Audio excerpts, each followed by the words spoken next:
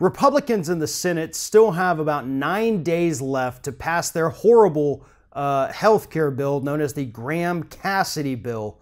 And so far, just like last time, one of the loudest voices speaking out about this disaster of a bill is late-night talk show host Jimmy Kimmel from Jimmy Kimmel Live. So far this week, Jimmy Kimmel has spent an extraordinary amount of time talking about the dangers of this healthcare legislation, again, just like he did over the summer. And he took the time to call out basically everyone who is pushing this horrible piece of legislation. But let's start with the most obvious. Back in the summer, when Jimmy Kimmel was one of the most vocal people speaking out against the legislation, he mentioned the fact that, his son had recently had surgery. That is now a pre-existing condition that the child has to carry with him for the rest of his life. The family's insurance rates go up, and under the Republican plan, they would lose their health insurance coverage, or their health insurance companies could either jack up their rates or deny them completely. So after he gave his impassioned monologue back then, Senator Bill Cassidy, came on the show and invoked what he called the Kimmel test to make sure that no healthcare legislation from Republicans would deny people with pre-existing conditions or jack up your rates just because of pre-existing conditions. That was the Kimmel test, and it was Cassidy himself who came up with it, and he promised never to support legislation that didn't pass that test.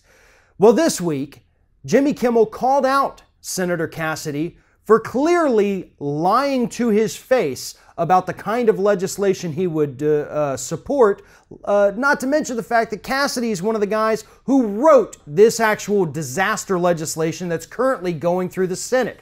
Here is what Kimmel said about that initial interview he had with Cassidy. He proposed a bill that would allow states to do all the things he said he would not let them do. He made a total about face, which means he either doesn't understand his own bill or he lied to me. It's simple as that. Well, I'm going to go out on a limb here and say that, yeah, Cassidy clearly lied about this. But he didn't just lie to Jimmy Kimmel. He lied to every single one of us. And thankfully, Jimmy Kimmel is taking the time to call him out on this. Because yes, it personally affects Jimmy Kimmel. It also personally affects every single person in this country, except maybe the 1%, because they're the ones who are getting a tax break from this legislation.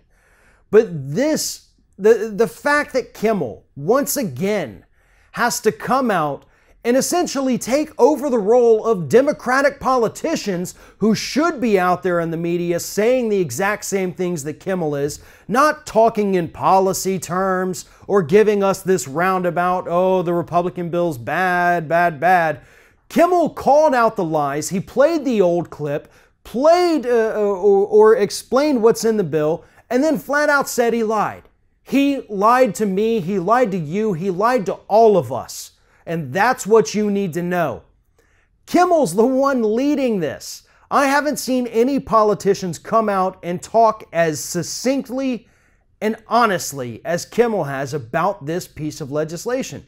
But again, it didn't just stop at Cassidy. Kimmel went on and he went after Donald Trump. He went after Brian Kilmeade on Fox and Friends, who's attacking Kimmel for taking such an outspoken lead as far as opposition to this healthcare bill goes. And he went as far as to mention the fact that Brian Kilmeade kisses his ass in public anytime they meet, and even asked Kimmel to write a foreword to his, or a blurb for his book, which Kimmel says he did. But Kilmeade is a big, tough guy on TV, and according to Kimmel, not so much when you meet him in person. He also took time to call out Lindsey Graham, the other co-writer of the bill with Bill Cassidy, Donald Trump, and Chris Christie.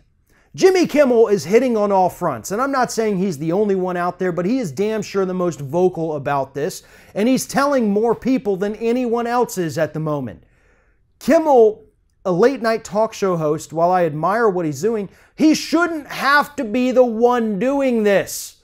That is the job of the media. That is the job of politicians, not entertainers. So yes, it's great that he's doing it, but it's also sad that he has to.